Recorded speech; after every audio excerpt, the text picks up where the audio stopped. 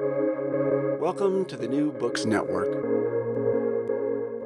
Hello, everybody. Welcome back to the New Books Network. My name's Claire Clark. I'm the host of New Books in Medicine, and today we're talking to Travis Rieder, who is a faculty member at the Johns Hopkins Berman Institute of Bioethics, where he directs the Master of Bioethics degree program. He holds secondary appointments in the Department of Philosophy and Health Policy and Management, as well as the Center for Public Health Advocacy. And he's the author of Catastrophe Ethics: How to Choose Well in a World of Tough Choices, which is just out now from Penguin Random House. Travis, welcome to the show. Thank you for having me. I wonder if you could tell us a little bit about what brought you to this research. Yeah, so this question that I'm investigating in catastrophe ethics, which, we'll get into, but the sort of summary level is, how do you live a morally decent life in this very complex world where the problems we face are so massive and structural that our individual actions can't seem to make a meaningful difference, certainly can't solve them. So that question has been eating at me since pretty early in my PhD days. So I did my PhD at Georgetown University, and I'd say probably in my second or third year of my PhD, I was looking for important moral issues, and I started thinking about climate change. And as I realized just how bad things were, and I realized that most people were talking about just how bad things were, I became really obsessed with the ethics and policy implications of climate change. So the short version of this story is a couple of my friends and I, Colin Hickey and Jake Earl, we started working on the policy side together. We didn't have a lot of education in policy, and so we were trying to bring ourselves up to speed. And what the group of us came to was a realization that there are all of these massive contributors to climate change, and people were talking about some, but not others. And one that people were not talking about, and fairly intentionally not talking about, was procreation and population. So that, things like climate change, sustainability problems are a problem of how many people there are and how much each of those persons consume. And we talk about the consumption side, but not the population side a lot. So we found that very striking as ethicists, and we thought about it from a sort of global perspective and a sort of policy perspective together a lot. But then what happened for me is that I'm, in my late 20s, early 30s, I've been married for a while. I'm thinking about the question of whether my partner and I should have kids, whether we want to bring somebody into this world. And so I get interested in the sort of individual ethics question of procreative ethics. And so at the bottom of this, I found myself wrestling with this issue of, it feels like there is a lot of people doing a lot of consumption on the planet.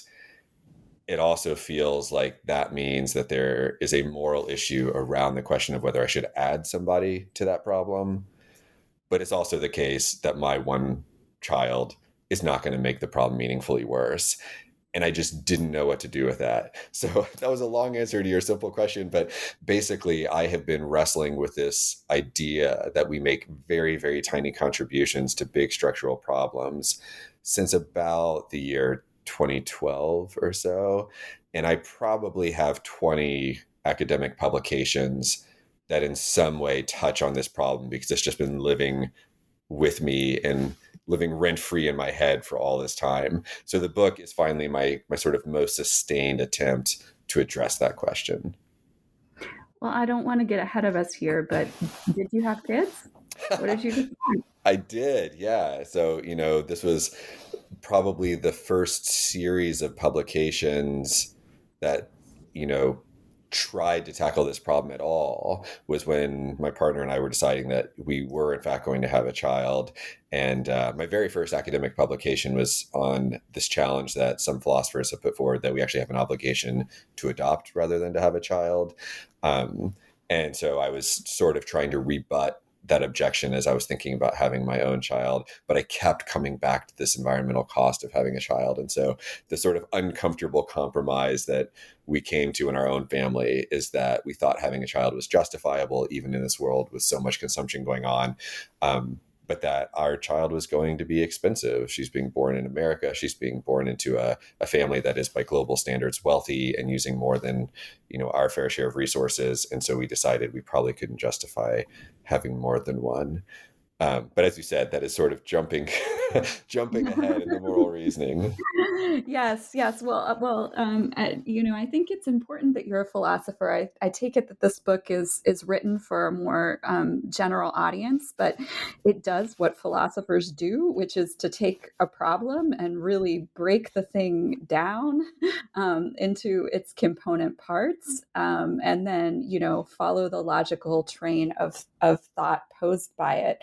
And the center of the catastrophe ethics is something that you call the puzzle. And you say that the problem of climate change is what you call the paradigm example of the puzzle. And so if you could just, for in the way that you do for non-philosophers, break down what is this puzzle at the center of the book. Yeah, so you're exactly right that this book is meant for everyone. And so that's why I published it with Penguin Random House rather than, say, Oxford or Princeton, some academic press. I wanted to have this conversation with everyone. And the reason that I did is because I've had this conversation with friends and family and just people I meet at parties. And it really is immediately gripping for so many people when I present the puzzle. Like, yes, I struggle with this in my life. So here's the way I describe the puzzle. The puzzle is the fact that in an era with problems like climate change, I feel an individual moral responsibility to act in response. So the world is on fire and the news is constantly bad. And the root cause of all of that is emissions, greenhouse gas emissions. Now, because what we as individuals do is we emit, right? We drive and we eat and we consume and we take vacations and we fly. We are contributing to this problem. And so I think a lot of morally serious people who care about the world and care about our place in it, they see our connection to the problem and they feel a moral responsibility. They feel a moral responsibility to pull back, to withdraw from contributing to and participating in that problem. But it gets really frustrating because the problem is so grand in scale and so incredibly complex that we're talking about dangerous climate change occurring when trillions of metric tons of greenhouse gases are emitted into the atmosphere. And they're sucked up into this massively complex carbon cycle that you can't even begin to fathom, which by itself doesn't do harm, but then leads to these terrible weather patterns that are harmful for beings like us who evolved to survive in this niche. And what that means is that my tiny little contribution, even the big ones by my standards, taking a transatlantic flight causes a ton of CO2 emissions. That's less than a trillionth of the problem. This is infinitesimal. It doesn't make a meaningful difference. So the puzzle is the felt sense that I have a moral responsibility to respond to the catastrophe and the reality that I can't do anything meaningful in response. So you do the book does answer the puzzle, but before you answer it, you tell us some ways not to answer it, what you call traps. So what are some of the common traps that might befall us in trying to answer this puzzle? That's What are the traps? Yeah, so this came about from my informal sociological experiments of talking to people who will talk to me about this. And, I sort of kept a tabulation of the way people tried to escape careful moral reasoning. And so those are the things that I call the traps. And so some folks, when I pose this sort of problem or any really devastating problem that would make us uncomfortable about our moral place in the world, the retreat is to religion. And in the book, I say, well, look, I'm not picking a fight with religion. I'm not going to try to argue that there is no God or that God looks a certain way. But the retreat is to say that religion solves the ethics problem for us. And the way in which religion does that is if you believe in a sort of divine command view. So God tells us what to do. God or gods lay down the rules for morality, and that our only real responsibility is to just do what the scripture says or the dictates of some God say. And so I think that's a trap, because it would be really nice if it were true, it'd give us clear answers.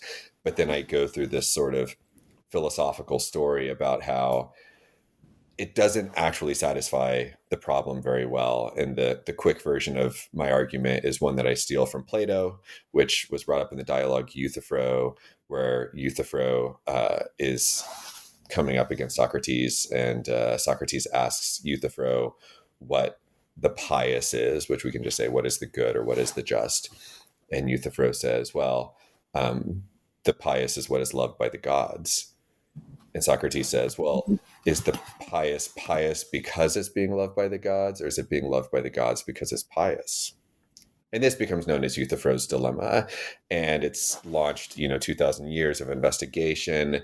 But what I take the upshot of this to be is that when you say that God tells us the right moral action, we have to decide whether God is commanding the action because it's the right thing to do, or whether it's the right thing to do because God commands it.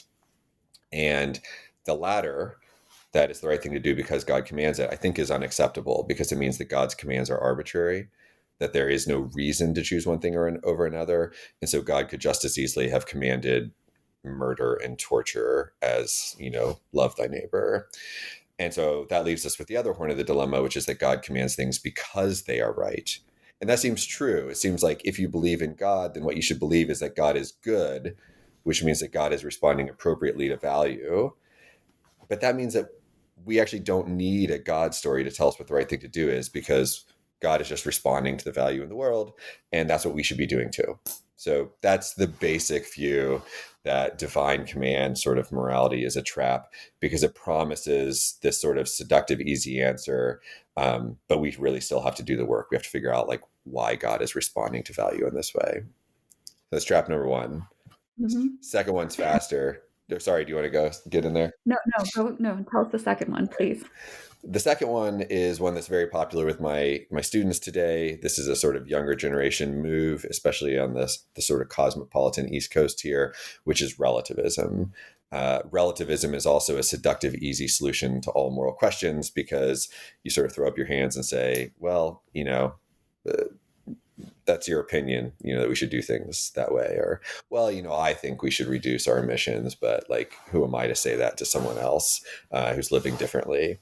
And so my argument against relativism is a little quick and a little flip. But I also think, like most philosophers, that it's pretty devastating, which is most of us, in fact, believe that there are moral facts. And we believe that there are moral facts because we think it's objectively true that it's wrong to light babies on fire for fun. Mm-hmm. and Mm-hmm. if I can get you there, that it's wrong to light babies on fire for fun. And some of my students, they really want to squirm and start to say, well, maybe for some cultures or something. I'm like, come on, really? You think that in some culture, just because they like this as entertainment, it's morally permissible to light babies on fire for fun? And if you can't bring yourself to say yes, then we found a moral fact. There's something that's universally true. And now the job of ethics is to just try to figure out how many of these moral facts there are, and sort of how to get close to them. And that example sounds really cartoonish, but of course there are lots of really terrible real world examples, like slavery. And so one of the things that I think shows most clearly that there are moral facts is that the United States became a morally better society when it outlawed slavery. And you can only say that if there is an external standard against which cultures and groups and beliefs are evaluated. And so slavery is wrong, was wrong, even in the slaveholding South prior to the Civil War. And that's why the United States became a morally better society when it outlawed slavery. So that's my response to relativism. So there's religious dogmatism, there's moral relativism, and those are common traps. But then you go on to say that traditional moral philosophy is also inadequate for answering the puzzle. And can you talk a little bit more about that? Yeah, so this is the one that's going to get me in most trouble with my colleagues. Because, moral philosophers are very often moral philosophers because they want to figure out the truth. They want to figure out what's the one true theory that will rule us all. And so I spend a while thinking about what it would mean if that were actually the case, right? That the way to do practical ethics in the world depended on finding the correct moral philosophy. That would mean several things. One of the things it would mean is that philosophers are the only experts that are qualified to actually do ethics, but they aren't even qualified in virtue of being expert philosophers, because the job is to find the one true moral philosophy and apply it. And philosophers have spent thousands of years arguing about this, and we are no closer to consensus. In fact, we employ philosophers to come up with ever more variants of philosophy to disagree with, ever more variants of ethics and ethical theory. So my general sort of view here is that moral philosophers are tempted by moral philosophies in the same sort of way that many religious folks are tempted by a divine command theory, that it might be complicated to work out what God's dictates are, and it might be complicated to work out which moral theory is true. But what you really want in both cases is to do that work up front and then say, oh, thank goodness we got the hard work done. Now it's just about going around and applying facts to my moral theory. And it's divisive in the same sort of way. If you come from a particular sect of a particular religion and say, I figured out the truth and I can go around and apply it, well, you've limited your audience. Very few people are going to disagree with you. Very few people are going to agree with you because you're starting with a set of assumptions that are incredibly divisive. And I think the same thing is true about moral philosophies. So what we really need is we need a sort of methodology for using all of the sorts of tools that people routinely rely on, and not assuming that any single view is going to be straightforwardly applicable. So this is maybe some of the most opinionated part of the book, in fact, because I'm saying, look, we need to take seriously all of the great sort of contributions to moral reasoning in history. And most people do in their lives, right? So moral philosophers might say, I'm a consequentialist, I'm a utilitarian. So I actually think that, the rule is bring about the most happiness for the most people all the time in all your actions. But no, like normal non-philosopher humans who have never thought about it actually follows that, because there are these other philosophers, deontologists or anti-utilitarians, who say, no, because people have individual rights and our duty is to respect those rights and to respect the inherent dignity in people. And that means you can't always promote the most happiness, because promoting the most happiness would run roughshod over rights sometimes. And I think that's how actual people reason, is that we think that people have rights. We have a duty to respect individuals' dignity, and we should promote happiness. And the challenge of ethics is figuring out how to do those things at the same time, not deciding that one of them is the one true theory to rule them all, and then applying it and running roughshod over our other intuitions. So I make everybody mad. And I just say, we need to take seriously all of the sort of deep core human intuitions about morality. And the work of ethics is arguing carefully from shared sets of commitments, and taking seriously others' objections to any view that we put forward. Just like down in the mud. This is the stuff that practicing bioethicists do, practicing policy folks do. So you put forward a framework for answering the puzzle that you call catastrophe ethics, or sometimes participatory ethics. And so I wonder if you could kind of explain and break that framework down for our listeners. Yes, I will try. So the first move that I make in this participatory mode is to say, the philosophical literature that has tried to solve the puzzle, they have been challenged for a particular reason. So the reason they have been challenged is you have philosophers who have this intuition that I have a duty not to, say, take a joyride in my Hummer, my big SUV, my fuel inefficient vehicle. So I have a duty because that is a luxury contribution of greenhouse gases. It contributes to climate change, which causes harm. So I shouldn't do it. And then the puzzle is, well, where do you get that duty if your individual contribution is so small that it doesn't actually meaningfully harm anyone or contribute to harm or worsen any harm. And so what I do is I say, look, that objection is actually right. You don't have a duty. And it's a good thing you don't have a duty, because we would be constantly frozen. We would be paralyzed by all of the obligations we have not to participate in all sorts of harms and injustices. Because climate change isn't the only problem that has this structure.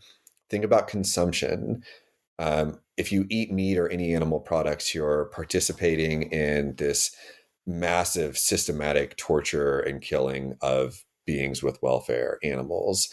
If you consume anything, if you purchase anything, you are participating in supply chains that you don't know about, and a whole bunch of them have terrible labor practices. You and I are talking on electronics right now. Those electronics are powered by lithium-ion batteries. Lithium-ion batteries require cobalt, and cobalt is mined disproportionately in the Democratic Republic of Congo under conditions that have been called modern day slavery. Right. So most of us, our lives are powered. This is language from Siddharth Kara. Our lives are powered by the blood of the Congo, sometimes by kids who are working in these mines. And so if you take this idea seriously, that you have an obligation not to contribute to massive structural harms and injustices, you are obligated not to do many, many things, maybe most things that we do in our lives. Okay, so if you give up an obligation, what does that mean? Does it mean that nothing matters? Should we just embrace nihilism? I say no. I say the answer here is to figure out how to do careful moral reasoning if you reject a purity standard. So yes, you can't fully withdraw from life. So purity ethic fails. But also that doesn't imply nihilism. Just because a purity ethic fails doesn't mean that nothing matters. How does that work? Well, I think it's because we might not have duties not to do these things, but we do have reasons not to do them, right? So you go back to the joy guzzling case. This is from a philosopher, Walter Sennett Armstrong. Should you drive around in your Hummer just for fun? Well, I think you've got really good reasons not to drive around in your Hummer just for fun, right? Because it's contributing to this massive problem. It's not a duty, and so we probably shouldn't hold you accountable for it. Moral society shouldn't stand up and demand that you not do this, in the same way that we shouldn't demand that everybody get rid of their computers and phones, etc. But it's something you should consider as you organize your life. So the project of catastrophe ethics, or what I sometimes call participatory ethics, is designing a way of thinking, a framework for asking the question, how should I structure my life such that I can try to respond to these reasons in a justifiable way? And you say climate change is sort of the paradigm example of a puzzle for which catastrophe ethics or participatory ethics would be useful. But you go on to say in the conclusion that it also can apply to all of these other seemingly overwhelming social problems of the early 21st century. And your first book was about opioids, and so I wonder if you could just to apply participatory ethics to another problem. How would it apply to the overdose epidemic? Yeah, so this is one of the things that ultimately led to me writing this book, is that I was doing book talks and traveling around and giving conference presentations on the opioid epidemic. I still had this project in the back of my head from all those papers that I wrote. I told you, going back to graduate school. And so one of the things that would happen is I'd go around and I would talk to parents of people who died from drug overdose, siblings, someone who's struggling with addiction. And I would get this question over and over again in, book talks and like small sort of book club presentations where the stakes felt really high. This was really sort of an intimate question. Somebody would say, how do I make this better? I'm just one person. The drug overdose crisis is killing 100,000 people a year. Nobody should ever have to feel the way I feel right now. How do I help fix this? And it really tore me up, because a lot of times the people asking me, I didn't have an answer for. So if I go to a conference and talk to doctors, I can say things because doctors have training where I can say, look, go get your waiver for buprenorphine, which isn't required anymore, but for many years when I was giving talks, you had to get a waiver to prescribe this addiction medication. So go take the training, get a waiver for buprenorphine, and start offering this as part of your practice. And so I could say to them, in your practice, here's a way that you can improve lives for people with addiction. But a lot of folks who came up to me and asked, I didn't have anything to say. And so I started developing a sort of series of responses in which I asked them, what are your interests? What do you do for a living? What do you do with your time? What are your skills? What are your hobbies? What are your passions? And I would use this to get information about them and try to figure out, like, what's the piece that you could play in this big puzzle that together we have to put together. And so sometimes a parent, for instance, you can tell these are the ones that live in my head, right? Because I keep bringing them up. But, a parent of someone that they lost to overdose would say, well, I'm willing to tell my story. It's hard and I cry every time, but if it will help another parent not experience this, I'll tell my story. And so, I talk to them about maybe how they can do this in a sort of more public way and think of this as a social contribution to this big society-wide project of solving the overdose crisis. And some people don't want to talk, they don't want to share, but they have money. And so they're like, where can I give? And so I teach them about harm reduction coalitions and say, maybe if we had more things like safe consumption sites or needle exchanges or whatever, maybe this wouldn't have happened. And so we can try to fix that by making our little contribution here. And so I started developing this sort of triaging for other people. And that actually ended up becoming one of the sort of framework tools that I provide in the book, where I ask people about climate change or about anything, like, think about the ways in which you are placed personally, subjectively, such that you can make some kind of contribution to the solution. And this includes the purity stuff, right? So in the climate change case, you can withdraw from participating, you can cut down your carbon footprint.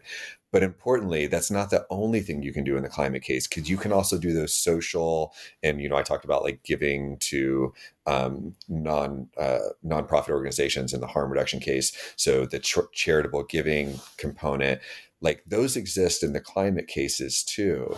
And so I build this sort of 3x3 matrix in the book where I invite people to start developing heuristics for themselves. Like, how can I live in the face of this particular problem? Pick the drug overdose crisis, or pick climate change, or pick animal welfare issues, and start to develop heuristics for yourself. And some of them will be sort of purity focused. You can get less involved in the harm yourself. And some of them will be more social. You can start talking about it and raising awareness and being part of this sort of community. And then some of it is like really trying to contribute to the structural changes, and this is like voting and lobbying and potentially even running for office, or working for someone in phone banking, and so that sort of different way of breaking things up is part of what I invite people to do, but for all of the problem sets. So the drug overdose crisis, in my experience talking to these folks really helped bring to mind the solution tool that I want to offer folks for all of the problems. So at the end of the day, it really is a very practical book, even though you're a philosopher and you get into logic and all of these things.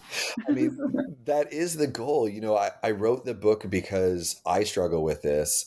My friends struggle with this. My family struggles with this. As I said, when I present the puzzle, it's not very often that I present it to someone and they're just left cold with it. A lot of folks say, like, yes, I feel guilty for the meat that I eat, or yes, I feel guilty for my big carbon footprint because I fly to all these conferences as an academic. And even the folks who don't feel guilty, they sort of very intentionally don't feel guilty. They've embraced the nihilist side and say, look, what I do doesn't matter. Stop trying to make me feel guilty. This is a problem caused by 100 companies who are, responsible for some huge percentage of all emissions. Don't blame me. But like, that's a real response, right? To come up with that on the spot, you've wrestled with this. So yes, I want it to be practical. And the tools that I offer at the end aren't a capital T, the answer. Instead, there is no the answer. there are lots of different ways that people can live justifiable lives. And I want to help you think through your version of that. Well, thank you. That brings us to our traditional final question here on the New Books Network. And that is, you've been wrestling with this book since your doctoral dissertation, and now it's out there in the world. What's next? What are you working on next? This is such a hard question for writers, because we want to write all the things. Mhm. I will be continuing to work on this project because the book is a bit of a framework, and you know, in my mind, it opened up a series of questions that all require more work. And so, yes, I provide these tools for the reader, and I hope that it gives them some sense of control and empowerment. What I really talk about at the end is I hope it gives them a sense of agency, like they can do some meaning making in their life by trying to develop this justifiable life. But the developing of that justifiable life is still a ton of work in itself. And so there are particular problems within that I want to keep working on. And so one that I have written a little bit about, but I would like to spend a lot more time on in the coming years is how do we triage, right? So how do we triage between problems? And this is a problem because catastrophe ethics is about all of these major catastrophes in our lives, right? And so we have climate change, and we have these consumer supply chains that are devastating, and we have all sorts of other environmental degradation problems. But we also have animal agriculture, and then you get to the public health stuff. So when I say, look, this sort of reasoning even applies to the opioid crisis, well, then it certainly applies to things like structural racism. It applies to infectious disease outbreaks. Like, the world is full of so much massive harm and injustice that we could play a role in helping to solve, or that we do play a role in contributing to, that one of the things that I want to spend more time thinking about is, are there things that really everyone should be addressing? And in the book, I nod to the idea that I think climate change should sort of be on everyone's list. I think that for especially white folks, structural racism should be on their list, because we are participants in it in the same way that we are participants in climate change, because we benefit from the way people respond to our presentation. And so I give the first sort of hints at triaging, but man, there's a lot more work to do. So I'd like to spend some time thinking about, like, how do we triage in an era of catastrophe? And very unrelated, well, I guess none of this is wholly unrelated, but um, distant from that, because I have these sort of multiple projects you alluded to. My last book was on opioids and pain, the opioid crisis. So my opioid work has really gotten into harm reduction in recent years. And so I have begun thinking about the role of safe supply, the ethics of safe supply, which is the idea that when the drug supply is so toxic as it is in North America today, that is part of the reason that so many people are dying from drug overdose, is the unpredictability and toxicity of the drug supply. So a harm reduction solution to that is to give people who are going to use drugs free pharmaceutical grade pure drugs. So if somebody has an addiction to heroin, but they're getting dirty heroin on the street laced with fentanyl and xylazine and all this other stuff, you could help reduce the harm of their addiction by giving them free pharmaceutical grade heroin. And as you might imagine, that is an idea that is not super popular with lots of people. But the public health argument for it is pretty strong. So I have begun to investigate the ethics of how the radical edge of harm reduction should or shouldn't become part of our societal lives. Well, those are all wonderful threads to be following from this book, and look forward to continuing to follow your work as it develops. And so, this has been Travis Rieder talking about his new book, Catastrophe Ethics. Thank you so much, Travis, for coming to talk to us on the New Books Network. Thank you for having me. It's been a pleasure.